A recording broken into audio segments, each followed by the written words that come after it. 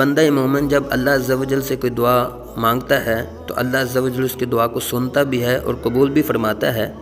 سورہ بقرہ کی آیت نمبر 186 میں اللہ عز و جل کا فرمان عالی شان ہے، فرمایا وَإِذَا سَأَلَكَ عِبَادِي عَنِّي فَإِنِّي قَرِيبٌ، اور اے حبیب صلی اللہ علیہ وآلہ وسلم جب تم سے میرے بندے میرے بارے میں سوال کریں تو بے شک میں نزدیک ہوں، اجیب دعوت الداعی اذا دعان، میں دعا کرنے والے کی دعا قبول کرتا ہوں جب وہ مجھ سے دعا کرے۔ اللہ عز و جل کے پیارے حبیب صلی اللہ علیہ وآلہ وسلم ارشاد فرماتے ہیں، جو مسلمان ایسی دعا کرے جس میں گناہ اور قطع رحمی کی کوئی بات شامل نہ ہو تو اللہ عز و جل اسے 3 چیزوں میں سے کوئی ایک ضرور عطا فرماتا ہے، یا اس کی دعا کا نتیجہ جلدی ہی اس کی زندگی میں ظاہر ہو جاتا ہے، یا اللہ عز و جل کوئی مصیبت اس بندے سے دور فرماتا ہے، یا اس کے لیے آخرت میں بلائی جمع کی جاتی ہے۔